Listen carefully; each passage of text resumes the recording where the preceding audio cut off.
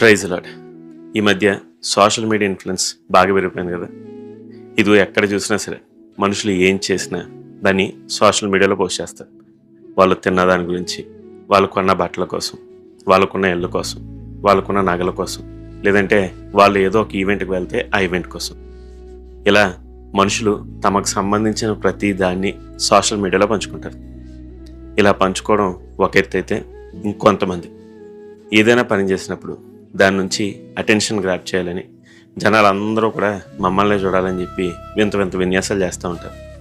ఇలాంటి ఒక విన్యాసంలో ఒక విన్యాసమే ఇతరులకు సాయం చేస్తున్నట్లుగా నటించడం. ఇదిగో వాళ్ళు చేసేది నిజమైన సహాయమే, అయితే దాన్ని 10 కెమెరాలతో చిత్రించి ఇదిగో నేను ఎంత మంచివాడిని అని చెప్పి అందరికీ చూపించుకోవాలనుకుంటారు. అలా అందరి దగ్గర నుంచి మనల్ని పొందుకోవాలనుకుంటారు. అయితే ప్రభు మనతో చెప్తున్నాడు, నువ్వు ఎప్పుడైనా సహాయం చేస్తే నీ కుడి చేతి వచ్చింది నీ ఎడం చేతికి తెలియనంత గోప్యంగా నువ్వు నీ సహాయం చేయాలని చెప్పి. అవును, ప్రభు మనకు అదే చెప్పాడు.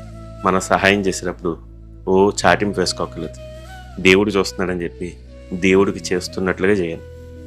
అవును, మనం లీస్ట్ పర్సన్కి హెల్ప్ చేస్తున్నప్పుడు అందులో ప్రభువుని చూడాలి. మదర్ తెరీసా చేసిన పని అదే. ఆమె క్రీస్తుని చూసింది, అందుకనే ఆమెలో ఉన్న క్రీస్తుని అనేకులకు చూపగలిగింది. ఇదిగో మీకు ఈ మాటలు బాగా అర్థం కావాలంటే ఓ చిన్న విషయం చెప్తా. వాషింగ్టన్ నగరంలో అదొక సాధారణ శీతాకాలపు రోజు. ఇదిగో ఆ రోజు ఒక ఫ్లైట్ గాలిలోకి ఎగిరింది. అయితే అది కింద ల్యాండ్ అవ్వకుండానే దారి మధ్యలో పాట్మ్యాక్ అనే ఒక రివర్లో మధ్యలో ల్యాండ్ అయిపోయింది. ఆ ప్లేన్లో చాలామంది ఉన్నారు, చాలామంది మునిగిపోయారు, ఇంకొంతమంది సహాయ చర్యలు అందిస్తూ ఉన్నారు. ఇదిగో అలా సహాయ చర్యలు అందిస్తూ ఉండగా ఒకనొక స్త్రీ చివరిగా ఒక్క ఆవిడ ఉండిపోయింది. ఆమెని ఒక హెలికాప్టర్లోంచి ల్యాడర్ వేసి పైకి తీయాలి అని చెప్పి అక్కడ ఉన్న రెస్క్యూ టీం ట్రై చేస్తూ ఉన్నారు. ఆ పాట్మ్యాక్ రివర్ చుట్టూ జనాలు చేరారు. అది శీతాకాలం, నీరు మంచుగడ్డలా ఉంది. దాంట్లో నీరు ఎంత భయంకరంగా ఉందంటే అవి నరాలని ముళ్ళలా పొడుస్తూ ఉండే అంత భయంకరమైన చలితో ఉన్నది. అలాంటి స్థితిలో ఆ స్త్రీ ల్యాడర్ని పట్టుకుంది, కానీ ఆ పట్టుని సరిగ్గా బిగించలేక కింద పడిపోయింది. ఇక కింద పడ్డాక ఆ మోపుకు సహకరించలేదా ల్యాడర్ పట్టుకోవడానికి. చుట్టూ చాలామంది జనం ఉన్నారు, వాళ్ళందరూ చూస్తూనే ఉండిపోయారు. సరిగ్గా అదే సమయంలో తన మనిపి ఉనికించుకుని ఒక క్లర్క్గా గవర్నమెంట్ ఆఫీసులో పనిచేసిన లెన్నీ స్టుట్నిక్ అనే ఒక వ్యక్తి అప్పుడే బయటకు వచ్చాడు. అతను దారి మధ్యలో వెళ్తూ ఉండగా ఆ రివర్ చుట్టూ చాలామంది పోగే ఉండడం, వాళ్ళందరూ అరుస్తూ ఉండడం, ఇదంతా చూసి అసలు ఏంటా అని చూడడానికి వెళ్ళాడు. చూడగానే ఇంకేముంది, లోపల ఒక స్త్రీ చనిపోతుంది. చుట్టూ ఉన్న వాళ్ళు కనీసం చలించలేదు. వెంటనే అతను తన షూస్ ఇప్పేశాడు, కోట్ బయటపడేశాడు, నీటిలోకి దూకేశాడు. వెళ్ళి వెంటనే ఆ స్త్రీని బయటికి తీసుకొచ్చాడు. ఇక మరలా మాట మాట్లాడుకున్నాడు. తన కోట్ వేసుకుని తన షూస్ వేసుకుని ఇంటికి వెళ్ళిపోయాడు. అతనికి అది సాధారణమైన రోజు. ఆ రోజు తను ఇంకొద్దిగా ఎక్స్ట్రాగా బాధ్యత తీసుకున్నాడు.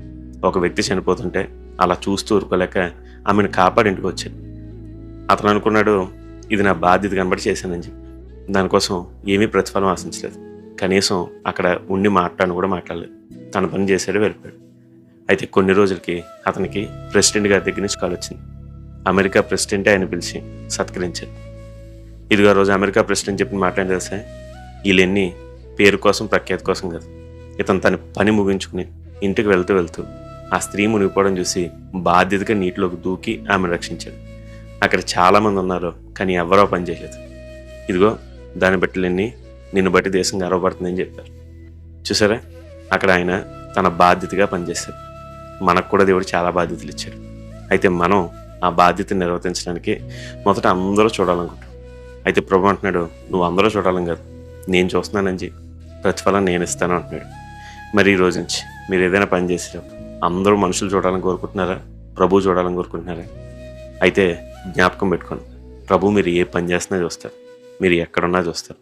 కాబట్టి మీ పని ప్రభు కోసం చేయండి. ఘనత ఇచ్చేవాడు ఆయనే, గొప్ప పేరు ఇచ్చేవాడు ఆయనే, దానికి ప్రతిఫలం ఇచ్చేవాడు కూడా ఆయనే. మరి ఈ రోజు నుంచి అలా చేస్తారు కదా.